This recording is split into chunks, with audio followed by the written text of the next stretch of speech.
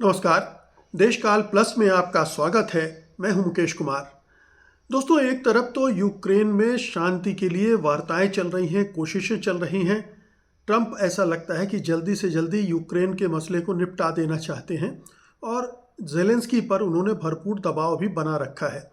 लेकिन यूक्रेन वार्ताओं की आड़ में वो अमेरिका के लिए बड़ी डील हासिल करने की कोशिश में भी हैं, बल्कि उस दिशा में लगातार तेजी से बढ़ रहे हैं। और ये सारी डील रूस के साथ हो रही हैं, पुतिन के साथ हो रही हैं।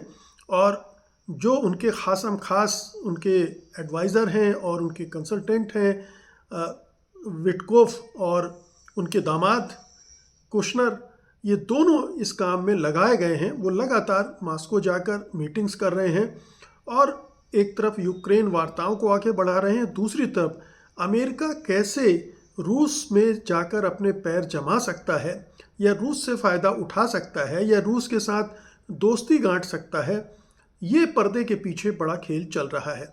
धीरे धीरे कुछ बातें छन कर आ रही हैं, कुछ बातें खुद ट्रंप स्वीकार कर चुके हैं कि वो चाहते हैं कि रूस को फिर से विश्व अर्थव्यवस्था में वापस लिया जाए, सैंक्शन उसके हटाए जाएं, उसे G7 का पार्ट बनाया जाए। मतलब जाहिर है वो शामिल हो जाएगा तो G8 हो जाएगा।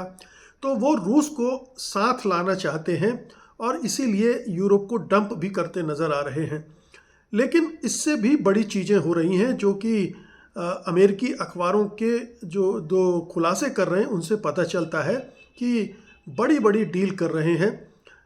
जो कुशनर हैं और विटकॉफ हैं, उनका तो कहना है कि रूस जो है वो अमेरिका के लिए एल डोराडो साबित हो सकता है।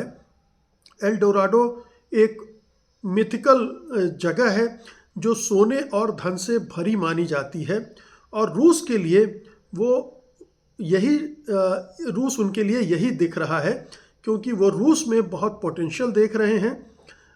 रूस की जो 2.5 ट्रिलियन की इकोनॉमी है, जो इटली के बराबर है, उसमें रेयर अर्थ मिनरल्स के बड़े रिजर्व्स हैं, प्राकृतिक संसाधनों से भरपूर है। रूस के पास विशाल लैंड है, आबादी बहुत छोटी है और वहाँ पर इन्वेस्टमेंट के लिए काफ़ी गुंजाइश है। तो एक तो ये कि जो रेयर अर्थ मिनरल्स हैं जो कि अमेरिकी अर्थव्यवस्था के लिए बहुत क्रूशियल हो चुके हैं, क्योंकि उस पर कंट्रोल चीन का है और चीन लगातार प्रतिबंध लगा रहा है और उससे अमेरिकी कंपनियां परेशान हैं। तो अमेरिकी राष्ट्रपति ट्रंप जहां भी रेयर अर्थ मिनरल्स दिखते हैं वहां वो टूट पड़ते हैं। उन्होंने यूक्रेन के साथ भी डील की थी, पाकिस्तान के साथ भी डील की हुई है और अब रूस ने ऑफर दे दिया है कि आप यूक्रेन के पास जा रहे हैं, उससे ज़्यादा तो रेयर अर्थ मिनरल्स हमारे पास हैं, आप हमसे इस पर बातचीत कीजिए, हम इस पर करेंगे। तो अगर ये हो जाता है तो ये एक बड़ी अचीवमेंट होगी। फिर दूसरा ये है कि खुद अमेरिका अलास्का को खोलना चाहता है रूस के लिए, अलास्का के प्राकृतिक संसाधनों को और एविएशन इंडस्ट्री पर लगे प्रतिबंध हटाने की भी उसने पेशकश कर दी है। तो मॉस्को और वाशिंगटन के बीच में जो बातचीत चल रही है वो काफ़ी तेज़ी से आगे बढ़ रही है और ये कई मोर्चों पर जा रही है। प्राकृतिक संसाधन है, इन्वेस्टमेंट है, रूस के अर्थ में मिनरल्स की बात की, क्रिप्टो माइनिंग की बात हो रही है कि क्रिप्टो माइनिंग के लिए क्योंकि सस्ती बिजली चाहिए होती है और रूस वो प्रोवाइड कर सकता है, क्योंकि रूस ने यूक्रेन के एक न्यूक्लियर पावर प्लांट जो है ज़पोरिया में, उस पर कब्ज़ा कर लिया है। वो उसके कब्ज़े में है 2022 से ही, और रूस ने ऑफ़र किया है कि इसको रूस, यूक्रेन और अमेरिका तीनों मिलकर रन करें और इससे जो फ़ायदा हो वो तीनों बांट लें।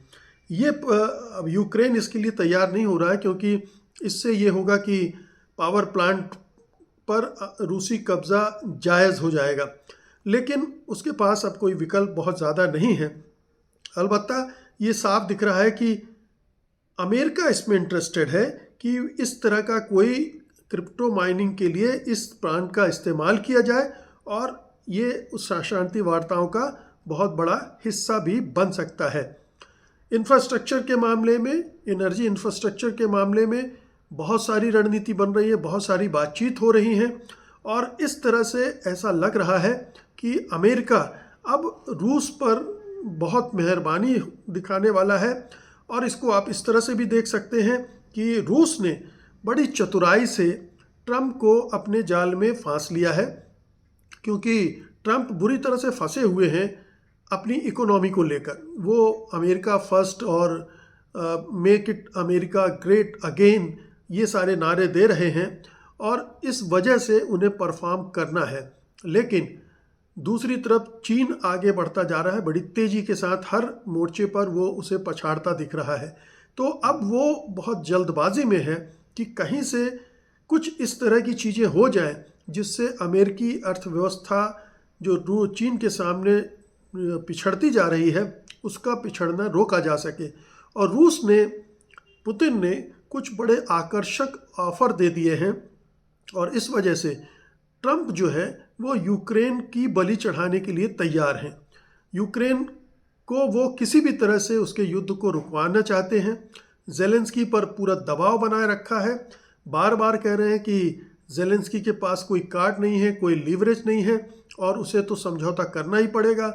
डोनबास का जो इलाका है जहाँ पर ये न्यूक्लियर प्लांट की मैंने बात की वहाँ है, और डोनबास के इलाके पर रूसी कब्जे को अब अमेरिका सही ठहराने के लिए तैयार है। यूक्रेन तैयार नहीं है, यूक्रेन पर दबाव डाला जा रहा है। तो रूस अपने जो प्राकृतिक संसाधन हैं, अपनी जो ताकत है, जो अपनी एडवांटेजेस हैं, उनको बड़े अच्छे से प्ले कर रहा है कूटनीति में। और एक तरह से आप देखें कि उसने अमेरिका को अपने जाल में फंसा भी लिया है, क्योंकि जो दोनों हैं विटकॉफ और कुशनर, वो बिल्कुल पूरी तरह से मुरीद हो गए हैं पुतिन के और रूस के। और कोई और बात भी हो सकती है, क्योंकि ट्रंप के बारे में बहुत सारी अफवाहें भी चलती रहती हैं, बहुत सारी सच्ची बातें भी हो सकती हैं कि रूस में उनकी प्रॉपर्टीज़ भी हैं और रूस में उनके कुछ राज भी हैं जो पुतिन के पास हैं और जिसकी वजह से वो पुतिन और रूस के खिलाफ बहुत कड़ा स्टैंड नहीं ले सकते, नहीं ले रहे हैं। ये तमाम चीज़ें भी अपनी जगह पर काम कर रही होंगी, लेकिन पुतिन ने जिस तरह से उन्हें ये ऑफ़र दिए हैं उसके बाद अमेरिका के लिए मुश्किल हो गया है कि वो उन ऑफ़र को अनदेखा करे और यूक्रेन में जो कुछ चल रहा है उसको ज़्यादा महत्व दे। वो किसी भी सूरत पर रूस की शर्तों पर यूक्रेन में शांति स्थापित करने के लिए तैयार हो रहे हैं। वो चाहते हैं कि इस साल के अंत तक एक घोषणा हो जाए कम से कम युद्ध विराम की। लेकिन युद्ध विराम के लिए भी रूस ने, पुतिन ने बड़ी कड़ी शर्तें रखी हुई हैं। उनमें से कुछ शर्तें तो ट्रंप मानने के लिए तैयार भी हो गए हैं, बल्कि उन्होंने हाँ भी कर दी है। अब ज़रूरत है ज़ेलेंस्की को मनाने की, उनको दबाव में लाने की। वो हर संभव कोशिश कर रहे हैं। ज़ेलेंस्की के पीछे थोड़ा सा यूरोप का सपोर्ट है, इस वजह से वो अभी अड़े हुए हैं, लेकिन ट्रंप उन्हें उनकी बाह मरोड़ने में कोई कसर बाकी नहीं रख रहे हैं। तो ये देखिए कि दो जो ग्रेट पावर्स हैं अमेरिका और रूस, कैसे आपस में मिल रहे हैं, कैसे रूस अपने पत्ते इतने शानदार ढंग से खेल रहा है कि वो पूरे यूरोप पर भारी पड़ रहा है, पूरे यूक्रेन पर भारी पड़ रहा है, और अमेरिका एक तरह से बिल्कुल साफ तौर पर उसके साथ खड़ा दिख रहा है। और आने वाले समय में वो अमेरिका से दोस्ती भी गांठ सकता है। अमेरिका के संबंधों का फ़ायदा अंतर्राष्ट्रीय जगत में तो निश्चित रूप से उठाएगा। एक बार यूक्रेन में शांति हो गई तो फिर तो वो सारे प्रतिबंध सारे हट जाएंगे और फिर रूस की अर्थव्यवस्था पूरी तरह से पटरी पर आ जाएगी और अमेरिका के साथ मिलकर वो फिर कुछ और बड़े खेल कर सकते हैं। तो ये बड़ा दिलचस्प है जो रूस गेम खेल रहा है यूक्रेन के नाम पर, और जिस तरह से अमेरिका या तो उनके सामने नतमस्तक है उसके सामने, या फिर उसे इतने फ़ायदे दिख रहे हैं रूस के साथ दोस्ती बढ़ाने में कि वो यूक्रेन की बलि चढ़ाने में उसे कोई दिक्कत पेश नहीं आ रही है। तो ये ट्रंप और पुतिन का खेल अब यूक्रेन को कहाँ ले जाकर छोड़ता है ये भी देखना है, लेकिन इससे भी ज़्यादा ये देखना है कि ट्रंप और पुतिन के बीच जो डील होती है वो किस तरह की होती है और उसमें ये दोनों किस तरह का फ़ायदा उठा पाते हैं। बहुत बहुत शुक्रिया आपका, धन्यवाद।